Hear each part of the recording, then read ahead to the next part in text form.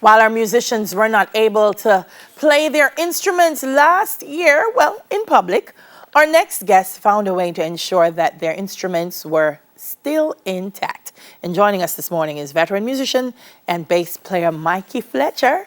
And joining him is the man, the designer, and the creator of the Jamaican bass builder, Anthony McDonald. Good morning, gentlemen. Welcome to Smile Jamaica. It's morning time. Morning. Mikey, I'm going to start with you because, first of all, how's it been? How's it been, friend? I know COVID-19 has affected everyone adversely, but as a musician, how's it been for you? It's been pretty ticklish, but I give God thanks because after last year, March, after touring with Alborosie in the US, and Alborosie said, guys, this is it for the time being. Yeah. You know, we just have to just get to another avenue and find something else to do. So I started working on, but I've been working on my bass album. And of course, you know, Paul Castick, I worked on his whole album. He finished it and he's assisting me with my bass album. And in the midst of that, I said, well, I just need to turn over something new. So I just decided that I need to revamp my bass career after touring all these years with, you know, Shaggy and everybody else, you know, and of course, Dennis Brown and Gregory and all the others way back when. Everybody. As you know, I've done it all, been there, done that, as they would say. However, given God thanks of being able to contribute to the Edna Manway ensemble part of lecturing, bring up the younger musicians in like from 2010 to 2013. And then from there, after 2016, I decided, you know, I need to revamp. So here it comes now. One day I was scrolling through the internet and I saw Donald Warr, who's a Jamaican bass player who resides in Canada, playing this bass. And I said, but this bass is unique. And I had some money to do something else. And I decided to ask him, what's going on? Where did you get that bass from? Who is it? And he said, you know, it's a Jamaican builder named Dwight Cunningham. What? I said, Dwight Cunningham out away. He's a Jamaican, it's in Australia. I said, what you say? I said, I need a bass like that. And so said, so done. Dwight did that. And then that was in 2016. That bass was built in 2018. And in 2019, I linked up Anthony bass, who has made some other great basses for me, which is on display behind me. And Dwight's bass is also behind me. And doing all of this, working on my bass album, I'm just making these basses to show that it's a Jamaica brand to expose these Jamaican builders. Fender, Yamaha has nothing over Dwight McDonald with his RJ Cunningham brand and Anthony bass with his brand of basses coming on now. So I want all people to know that we have our bass builders here in Jamaica, and I want to expose them to the rest of the world and let this story be told and be heard. Yeah. Anthony, I want to bring you in here because, listen, the drum and bass is so integral to Jamaican music that it kind of just follows through that we would be building our own bass guitars. What makes it, what distinguishes the Jamaican manufactured bass guitar? Go ahead one more time. I was asking what distinguishes a Jamaican-made bass guitar, given the significance of drum and bass to our own music. What distinguishes the ones that you make? Well, the roots, you know, the Jamaican roots. So it have like a heavy-duty sound, you know, real heavy-duty sounds, like way back in the days. And then it could like give you like different tone also, you know, for different like jazz music or, you know, whatever genre of music. But mainly heavy duty is like real heavy, you know. So like make a bass set, I built like 3 bass for him and it's just like 3 powerhouse. So he said it, you know, and just we want to take it sky. Sky is the limit, you know, that's what we want to take it right now. Yeah.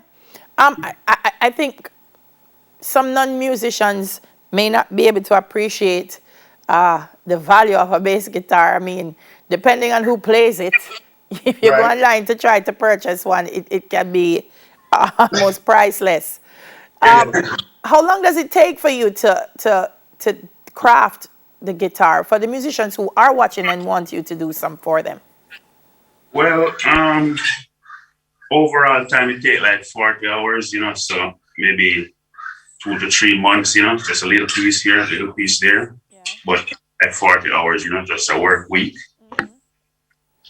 All right, Mikey, I want to come back to something I was asking Anthony in terms of the sound. And you see on the wall behind him, it says custom design. And it's a thing about bass players. They stand out in any band. People always talk about the bassy and what the bassy brings to reggae music. How important is it that as Jamaican bass players, you have this sound coming out of the guitar, and I guess maybe the custom design to fit with who you are and how you play? So, my question? Yes. Oh, no, perfect. Put it this way. I know what I want to hear because of my vast experience over the years of playing internationally and touring globally. However, our sound is really different and defined. And for what Mikey Mega Bass Fletcher is bringing to the table, I'm saying I have to present myself once again with a difference. Apart from with 809 banning into Shaggy and all the other artists, me, myself, and I, being who I am now at this stage of my life, with the support of my wonderful family, my wife, and my children, and they say, Daddy, you can do it. And my wife says, Ozzy, you can do it. So I'm saying that at this point, I said I had to revamp and better to support my Jamaican brand. And this is Dwight Cunningham bass. Wow. This is the RAJ. See how it is? Yeah. Very well. This took like 2 years to make because it's custom built for me. Yeah. All the specs on it. And this is an Anthony bass. You see? He built this for me. And he has built some more behind me. And it's just that our sound is very unique, starting from when the Scatolites with Lloyd Privy playing upright bass into Aston Family Man Barrett and Robbie Shakespeare, Derek Barnett, Glenn Brownie, up until the present with the younger bass players that are coming up. That I want them to understand that our basses meet the international market. You know, and it's important that I just want our Jamaican fraternity to know that the young musicians coming up and for the rest of the world who are watching TVJ to understand, say, it's right here with our luthiers now. We have, as I said, we have Anthony Bates, we have Dwight Cunningham, who's in Australia now. And we have another guy by the name of Blanky. I think he's out of the Philippines. He's a bass designer. And he's also a Jamaican. But what I'm doing, I'm endorsing Anthony Bass. Yeah. And Dwight. And Dwight. All right. Two super professional luthiers. That's the name. Not well, bass builder, but the real definition is a luthier. Wonderful. Mikey, I don't know if you're able to give us as we go out. Okay. Well, listen. It depends. I have different basses for different occasions. Yeah. Can we get something out of Anthony's? Yes, you can. Definitely. It's fun. Yeah.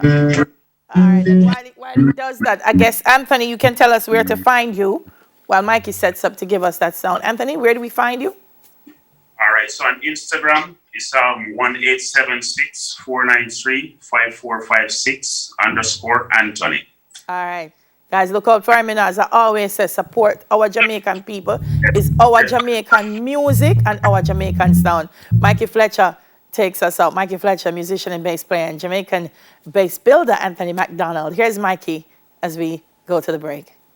Yeah, this is my mini bass, and this is what I'm going to have on display right now and play for you.